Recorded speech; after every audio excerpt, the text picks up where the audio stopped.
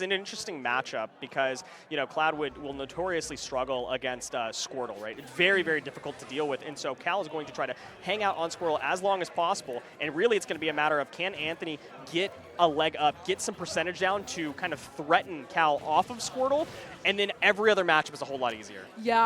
Yeah, that low dash on Squirtle is going to make it really hard in these on-stage interactions, but I think that Cloud has really strong ledge trapping, and we're seeing that here too. I think that's the biggest struggle of Pokemon trainers. All of the characters really struggle with getting off of the ledge. Just that F-tilt, resetting this situation. Doesn't have a lot of options here. Does use the air dodge to get through it, but just back at the ledge once again. So that's the biggest thing is like, can we get off the ledge? And then as soon as Squirtle is at center stage, he's a different beast. 85% on Squirtle at this point. This is usually where you see him swap out to Ivysaur, but Cal is a little bit stubborn.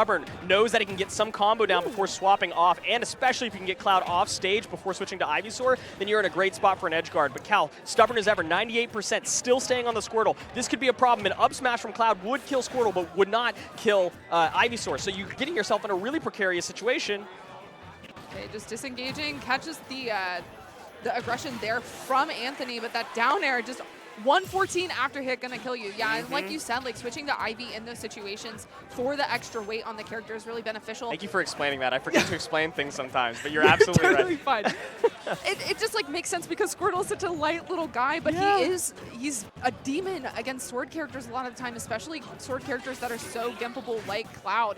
But you have to be really careful, even with like the finishing touch and stuff like that. Like he's so light that he can be caught by a lot of those moves and die super early, but tries to get that down smash there. I think just getting getting Cloud off stage or even like a call out with an up smash could be beneficial. A lot of tech chases from Squirtle too. You'll see him put you in a jab lock and then go for like an F smash for the kill, but doesn't even need to do it. Doesn't need to. I was going to say Cal, again, being pretty stubborn, staying on the Squirtle, despite, you know, an edge guard being a lot easier with any of the other two Pokemon, but wanted to take the stock so he could stay on Squirtle and not have to rotate all the way back around to Squirtle.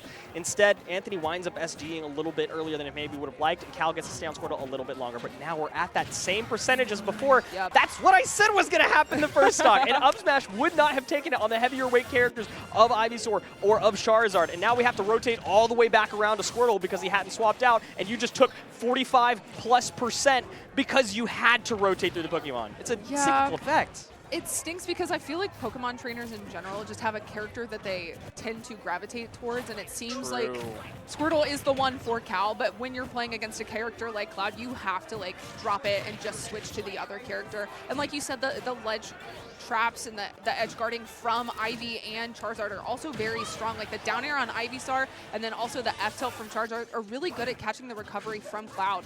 So Squirtle's great, but not when you're at 90+%. Exactly. That F-tilt would have even killed Squirtle, but because Cal was on the Ivysaur, he gets another lease on life and gets to try this out with Charizard. The issue is you kind of have to take the rest of this with Charizard, and I love waiting out the get-up attack and then just using the climb hazard with limit to take the stock. And the game. And the game. Saw some glimpses here, right, into what the next steps are, right, for Cal. I think that if you're Cal and you want a chance at this next game, it's not going to really matter too much what stage you go to. I think there's maybe some small benefits that you can get here, but ultimately what you want to be doing is you want to play your rotations a little bit less aggressively, play them a little bit more conservatively, I should say. Yeah, I think using a lot of the like run-up F-tilt is really strong for Squirtle too, just being able to kind of poke at Cloud. He does have the uppy out of shield that you have to worry about, but I think just being able to play around his shield, maybe using a lot of like the back air on his shield or fair too, to just kind of play around it and mix up, maybe go for some cross-ups could be beneficial, trying to keep these combos tight too, and then sending him off stage. Great situation here if he's able to time the down air, but I do like that early uppy there from Anthony to get him back to the ledge to avoid that down air. Which I think Anthony also has a lot of Pokemon trainer experience too. I think he's played against Doorstop a few times too, which I'm not sure if he goes PT or ZSS, but if he does go PT, just being able to like time the upbees to avoid those ledge traps from Ivy is really important. Right. Oh, great timing on that dash attack too. Yeah, you can see in the player cam, we were a little bit confused. I believe Cal was like, "What? How did that take the stock there?" And it's because the DI I think was ultimately correct, but didn't react quick enough with a jump or an air dodge, and so I didn't quite make it. Couldn't quite get the jab lock. Would have liked to turn that into an F smash if possible, but unfortunately couldn't do it. forced to switch off of Squirtle back into Ivysaur, and we saw a lot of success from the Ivysaur in this first stock. The issue is he swapped to Charizard a little bit too soon. He doesn't seem too comfortable in that Ivysaur. Yeah, I think Ivy can probably do pretty well. Like, Cloud has those large hitboxes, but if you're able to use those back airs to wall him out, I think that it could work. Even if you don't do that, we saw in the first stock, Cal was able to use 2 Razor Leafs into an up B to get like a nice 50-60% combo going. And that might be a little bit of exaggeration, but like 40% combo going. And then you can just go back to resetting neutral, especially on this long stage of PS2. But instead of you switch to Charizard, you can still do it with Charizard. The forward throw does even up the stocks, but switching back to Squirtle, that's a dangerous game. Oh, you're at 112. You can sneeze on him and he'll die. Oh, yeah. Okay, the back air does get him off stage, and F-tilt at ledge will take this. It depends on what the read is. Wall cling instead of ledge grab means that Anthony's a little bit mixed up, but Cal's still in disadvantage. Okay, yeah, just waiting the option away from the ledge. Gets the panic roll there and then drop shield. So Anthony ready with that back air. And now Anthony up with a whole another stock. Now you have to go through this whole switch process. Only going to take 23 this time. But still, just being on Charizard at those higher percents makes you spawn in on Squirtle, which is what you want when you're at 0-2. So I think just mixing up when we're switching is going to be the biggest thing here for Cal. Absolutely. I think he wants to stay unpredictable, but unfortunately it's not leading to advantage. We are seeing for the first time a really solid advantage state coming out from Cal, but unfortunately just throws it away looking for the down smash. Yeah.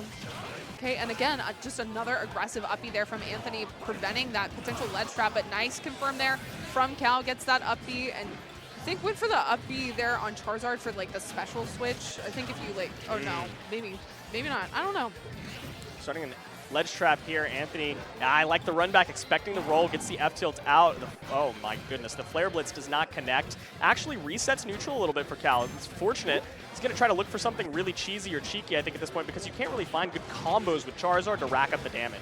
Yeah, we're seeing a lot of falling aerials from Anthony, but that rising one is going to do the job there. I think that maybe trying to mix in like fairs from Charizard to catch Anthony, because he's jumping and then falling with the back air. So when you're in that neutral situation, trying to catch him jumping is going to be the big thing. But at that ledge situation, yeah, Anthony's just able to find Charizard. He's such a large body that it's really hard to get out of that. So I think that we saw some adaptations from Cal in that game. It definitely went better than game 1, but I think we're going to still need to see some adaptation with when we're switching if we want to see this go better than a 3-0, yeah. Right, exactly. And I do think PS2 is the right choice.